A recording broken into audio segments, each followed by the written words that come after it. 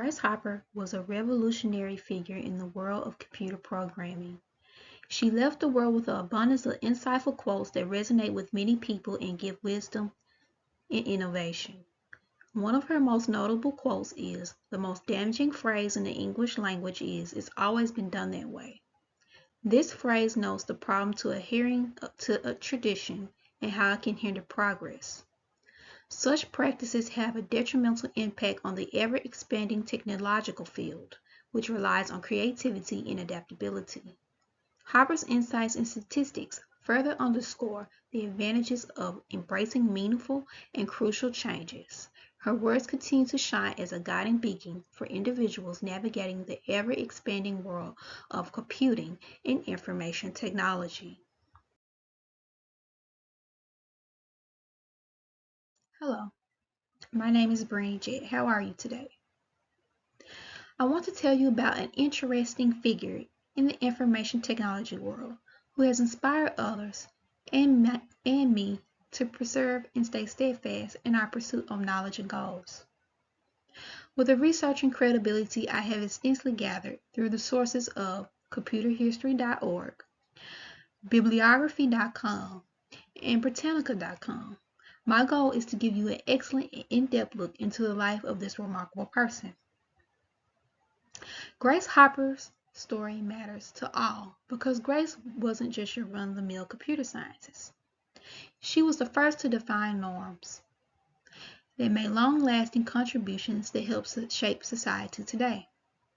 Whether you're a student planning your career or a history buff, her journey is inspiring. In our digital age today, technology touches all facets of our lives. Her work goes beyond the realm of computer information technology. Her life is a historical testament to the drive and passion she had to overcome obstacles put her way. In this informative speech, I will explore the life and impactful contributions of Grace Hopper, a visionary computer scientist celebrated for her work in programming, languages, and advocacy in technology. In this informative speech about Grace Hopper, we'll first discuss her early life and experiences that shaped her. Then we'll explore her groundbreaking contributions to computer science. Finally, we'll discuss her enduring legacy and the impact she continues to have on technology and innovation. Now let's focus on and discuss Grace Hopper's early life and experiences.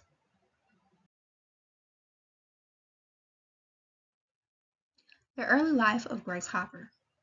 Grace Hopper has shown interest in technology and engineering at a young age. As a child, she often took apart household items and put them back together again.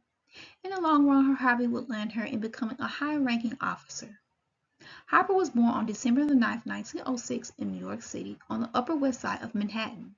She attended the preparatory school in New Jersey and she enrolled in Vassar College. When she graduated, she earned a bachelor's degree in Yale and she earned her master's and PhD in mathematics. When she began her teaching career at Vassar College, this helped to give Hopper a strong foundation in her future career in programming.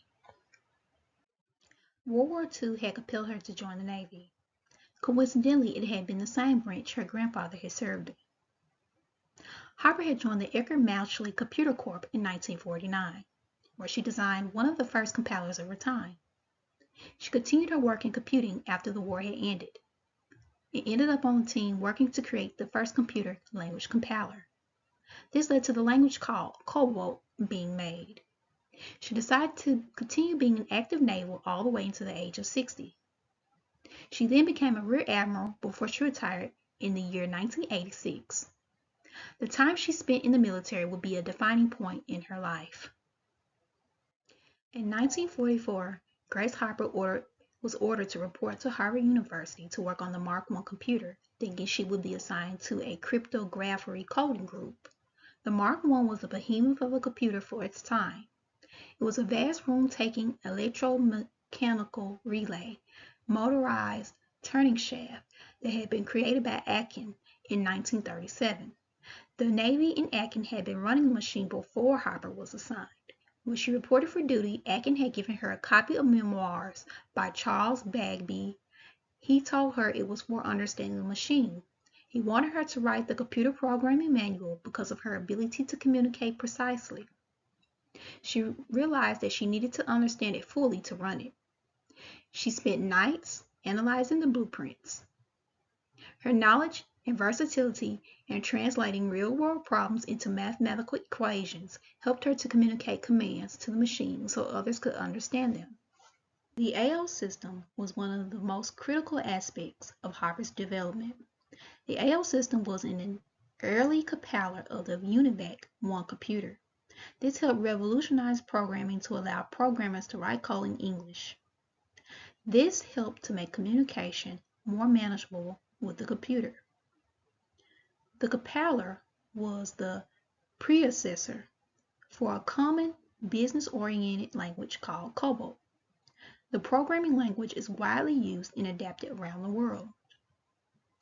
Even though she did not invent COBOL, this was one of the first stepping stones for high-level programming languages that we use today. This shows an example of her contributions to the field of computer science. Her complex task and quick thinking helped to advance technology and shape it for future use. Secondly,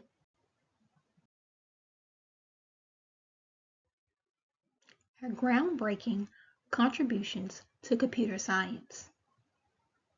Initially, the compiler was called the Automatic Sequence Control Calculator.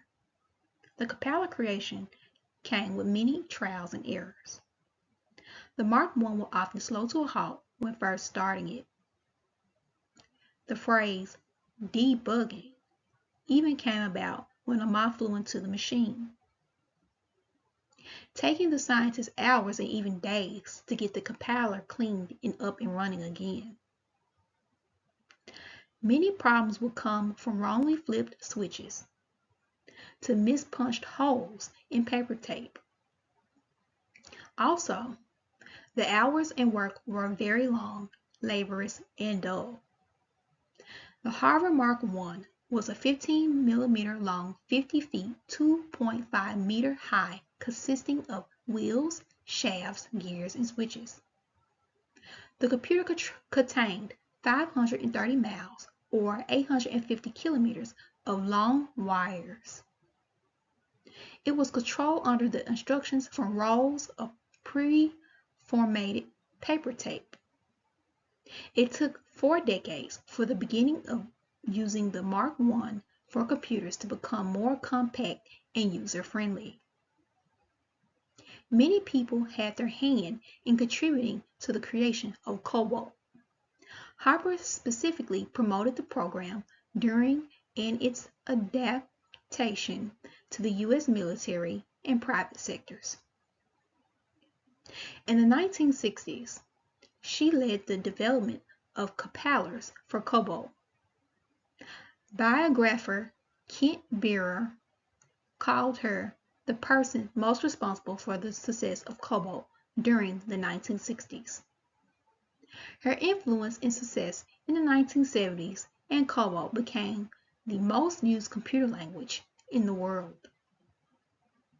Today, we know her as the co-author of COBOL and the one who set the standard for businesses, government, and technological development for modern programming languages. Machine-independent code was an optimization used to focus on optimizing any code for any hardware. This was usually done with higher languages such as C, C++, and JavaScript, to name a few. An independent code has many advantages, such as time, resources, and labor being cut short. Grace thought highly of machine independence. She wanted a language that could work across all platforms to communicate with. She shaped the software industry into what it is today. Her contributions went beyond her groundbreaking work. Grace Hopper earned over 40 honorary degrees. Grace Hopper earned 40 honorary degrees. Grace Hopper has earned over 40 honorary degrees and various scholarships and awards. Many conferences have been named in her honor. In 1991, United States President George Bush presented Hopper with the National Medal of Technology. She even received a Posthumous Award, the highest civilian honor from President Barack Obama. She marked on the field of lights a passion in others looking to get into tech and climb and become their best. That brings me to main point 3. There are many awards and acknowledgments to her name for her contributions to the computing field. Her awards recognize individuals, organizations, and incentives that have made significant contributions to the field of technology.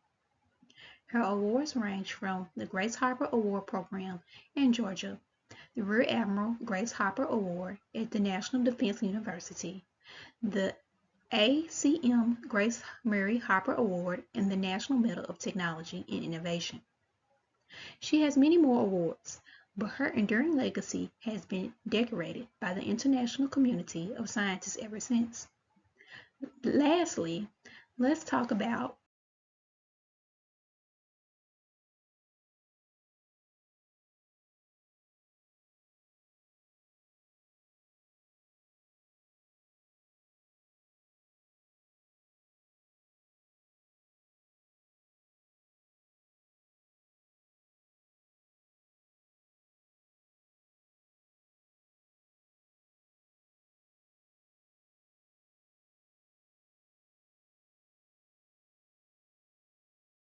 the impact she continues to have on technology and innovation.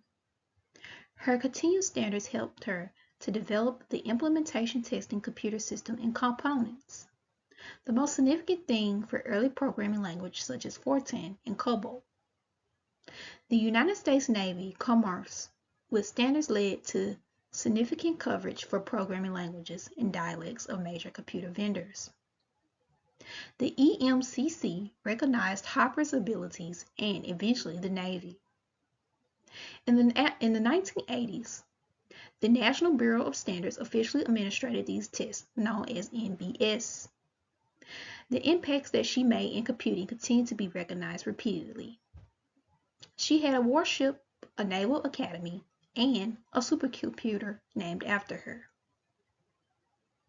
Even a transatlantic data cable was created as a nod to her greatness by Google.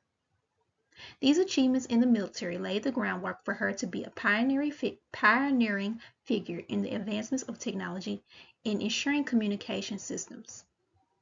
This helps ensure the nation's defense software safety and security. Hopper said, "If you ask me what accomplishment I'm most proud of, the answer will be all the young people I've trained over the years. That's more important than writing the first compiler." Her teaching skills helped her become a great communicator and gain various audiences.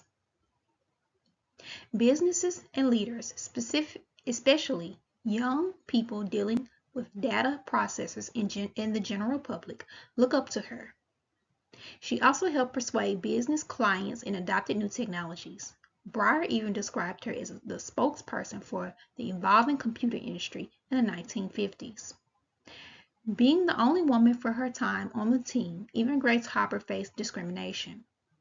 In the tech industry, shifts and roles have been transformed significantly and have undergone construction since the early days of information technology. Since 1944, the Grace Hopper celebration has connected women with unique goals to create a future for people who want to make it in technology. In 2015, the Anita Borg Institute sought to develop and expand learning by creating the Grace Hopper Celebration for Global Communities called ABI Local. This is a one-day conference, and the ABI organizes it in London. This conference and festival allows women to work and learn about advancements in technology and computing across industries. This invokes the idea that the motivation of why Grace Hopper pursued her degrees and accomplishments in computer technology.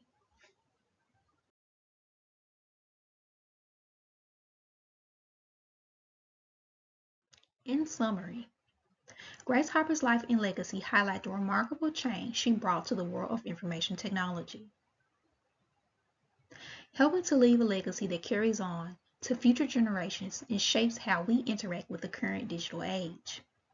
I explored the life and impactful contributions of Grace Hopper, a visionary computer scientist celebrated for her work in programming languages and advocacy in technology.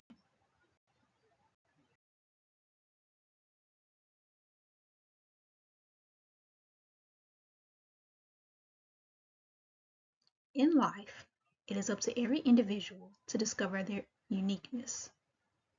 Together, we should strive to inspire and innovate others. Our inspiration should be drivers to embrace boundless possibilities. This means, regardless of what the world may perceive us as, we determine our own image in life. Thank you for your time.